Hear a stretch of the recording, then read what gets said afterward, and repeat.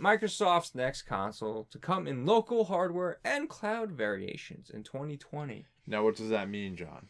It means that you're going to have a physical hub and or a streaming service with it linked up to that hub. So you're going to have a regular gaming console, pretty much, for all intents and purposes. A shell, if you will. And then you will have a little box that streams all your Xbox content. And they'll call it the Xbox.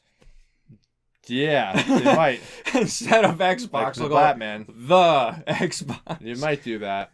Starring So again, like Matt I said, Damon. I'm assuming, like I said, they'll have the conventional Xbox One, whatever it's going to be called, or whatever the Xbox next title is going to be, and then they're going to have a little streaming Xbox box. What are your thoughts on it?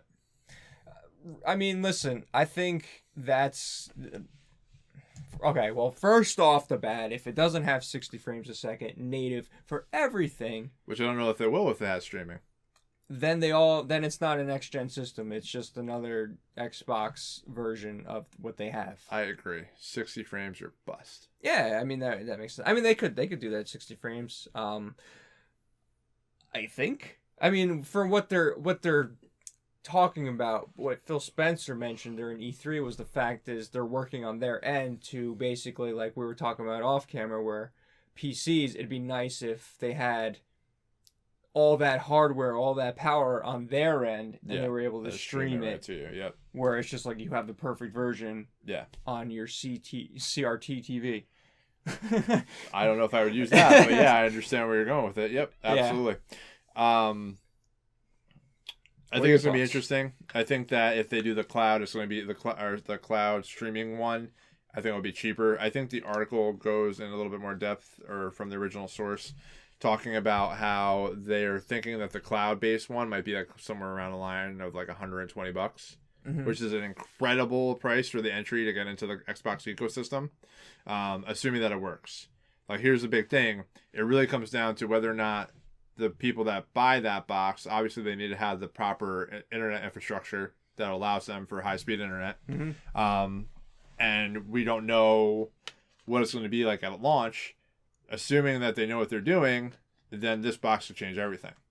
It could. It's my other theory would be the streaming box just gets you the game pass, like the game services, versus the physical, which allows you to play the actual next Xbox games. No, from what the rumor is saying that they will both have the same games. Obviously, with the streaming box, you won't actually get a physical version of it. Yeah. But you'll be able to buy it from the actual store. So for all intents and purposes, it's going to be look and feel just like a regular Xbox, except all the games are going to be streamed through the internet to your actual TV. Yeah, it'd be interesting. Knowing that, it'd be interesting, like you said, what would be the price point difference then? It'd be pretty big, like, I think. Why would there be such a big difference if they can do the same thing, only you're getting a physical versus the streaming service? Yeah. I mean, listen, I think that's a great idea. I think that's pretty much what they're going towards now. Sucks for GameStop, but they're on their way out anyway. Yeah. And I'm sure there's some sort of retail deal out there, so I don't think they'll ever go, like we were talking about, I don't think they'll ever go full digital. Not right away. But they're giving you the option here. Yeah. So you're going to have a console that probably has a disc drive with the high-end. They'll probably have it where it's like $400, $500 they'll call console. it like a 4K player. So basically that's where your difference in price is probably going to come from. Like, okay, you can play 4K Blu-ray. Well, no, I don't, like I said, I think you can already play 4K Blu-rays on the Xbox One S. So that's going to happen with the next core console. Mm-hmm.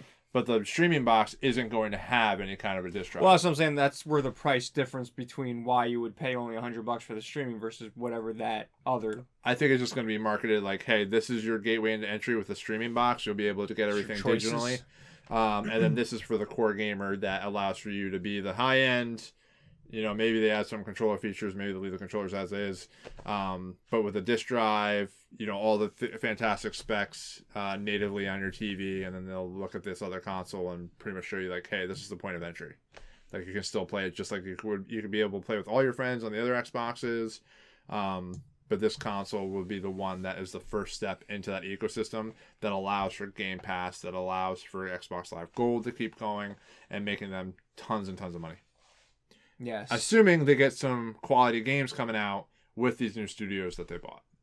Because that's what it's going to come down to. Yeah. I mean, listen, the price, what you were saying, it's just, that's not bad. That's not bad It's at not. all. For a point of entry, it's not bad at all. Absolutely not. When's the last time the next-gen console, well, potentially next-gen console, was under $200? Yeah. The only thing would be is the services next. But if you already have the services, you're just upgrading your hardware, let's just say, then you already have the See, for me, like, if I'm a big Xbox fan, I would be like, I'm going to get the core console for, like, downstairs, and then I'll get the little box eventually for upstairs in my living room if I want to play something up there. Mm-hmm. Or if it wants to be a media hub. Yeah. So it makes a lot of sense, and I think they'll sell a lot of both, honestly, at the end of the day. Yeah. Because you look at, like... It'd be like a Switch dock, but... Kind of. But you look at, like, the Amazon Alexas, or the Echoes. You have the big Echo, and then you have, like, the small little dots. Yeah. And the different variations. It's kind of where we're heading, Mm-hmm. I feel like, in the world. We're going to have alternate choices, but potentially there's going to be reasons to have both. Yeah. So... exciting. Hopefully they have the games. Hopefully the price point's right. Yeah. If it does come out in 2020, I don't think PlayStation's ready to release their next system in 2020, based on what everybody's saying. So if they can get out of your head, this is their turning point. This is where they can start churning out some great stuff. They can lay the groundwork. Yeah. Like I said, we always we were talking about our predictions and things like that. Like, we have a pretty strong feeling that they know what they're doing behind closed doors, and they're just setting up for this next. Like, they knew that this generation was just going to be a lot of just hanging on services. Yeah. And they're still making money. They're building the groundwork, and actually leading into our next topic, which kind of ties into this. Yeah, I mean, it's kind of like one topic, but. Oh, it's basically the fact that they're making the game revenue passes the 10 billion for Xbox users and stuff like that, which is good for them because do you know when the last time this happened? It never happened. It's the first time they've made that kind of money with the gaming market. Mm-hmm. And do you know what Sony's is at the moment? No, I have no idea. But this is what they announced, and they're pretty much coining it on the fact of things like Game Pass and some of the other services that they've actually offered, which has helped them make this money. Mm-hmm. Which is great because everybody thinks that Microsoft is really or Xbox is really struggling this year or this generation, but they're still making tons of money. Yeah. And that's, I think a lot of it does have to do with the ability they allowed to do the cross-buy feature where you can buy an Xbox game and play on Windows 10. And vice versa. All the exclusives were allowed to be on Windows 10, so I think they were making revenue off of that ability. And then the Game Pass, people paying $10 every single month adds up very quickly. Oh yeah. For what the service offers. Mm-hmm. So I think they're just going to keep rolling. Yeah, and they're always adding, like I'm saying, backwards compatibility and all that stuff. Yep. Like I said, you buy an Xbox, you're buying all Xboxes. You know, they're slow. You know, they are working on the backwards compatibility. And the backwards compatibility, just go off what you said.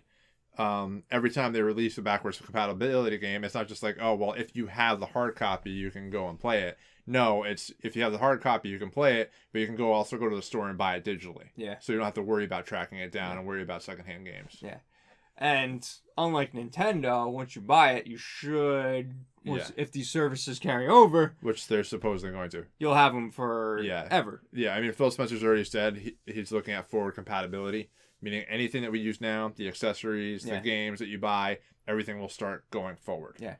And which is fantastic. And I love you, Phil. It's too bad I just can't buy an Xbox. And listen, I'm always for physical, but just if you're really stubborn about that, just remember too, because there is a thing called I want to say game rot, but there's like disc rot and stuff like that, where you got to make sure everything's well kept and maintained, because over time the discs are going to start losing their data. And you're not going to be able to play them as well. Magical little data mites. Just go and eat it all. So, at least that's what Metal Jesus Rocked looked into years ago. So, and I looked into it, and that's actually a thing. But anywho, yes. So that's awesome. The fact that, unlike Nintendo, once you buy it, you can have it. It's digital. And as long as the services stay up, I don't know exactly. I never used it, so I don't know if you're actually physically downloading it to your system. Well, I said physically, like you're actually taking it from their streaming service and putting it on your system. Yeah. In that case, you're definitely going to want to get some more hard drive space. See. Because you can only put so much on there. I mean, it'd be nice if they have the cloud service forever and you can just... Yeah. Well, I don't think this next Xbox doesn't come with anything lower than a terabyte. Oh, I mean... From the core console standard. I feel like everything's standard that way now. Yeah. Most PCs, most laptops, they all come with 1 terabyte. I mean, hard drives too, they're going down. It's just, you know, if it'd be fantastic if it was all solid state. It'd be freaking fast. It might be. No moving parts. You don't have to worry about anything. That'd be super expensive, though. Just but keep the 4K and just give it 60 frames a second. Make it happen. Really, 60 frames a second? If that's not standard for everything, then it's not a next-gen console. Because how much greater could the graphics get, really? Like we're at 4K. They're going to do 8K eventually. We're always talking about... But like the 60 frames is what I think has a core piece of the gameplay. Yeah, I mean... The frame rate is what makes it kind of that next level kind of a feeling. Yeah, especially if you want to get people on both your PC and Xbox, but talking Microsoft, and crossplay, it'd be nice to make sure, you know, even everything out a little bit. And that's the big thing that PC has. You know, they always have the 60 frames plus with the 4K and everything like that. So it looks super buttery smooth, gorgeous. It feels like you're there. Yeah, let's get that on some consoles, some home consoles, even streaming. Come on. If this whole streaming thing works out where you guys are handling all that hardware on your end, and if that doesn't happen, emails are coming. Twitter. Yeah, probably first. That's faster. Yeah. And yeah. So yeah. Who types out an email anymore? 240 characters or less. Dearest sir or madam. I had a thought the other day. Anywho, let us know what you think down in the comments below.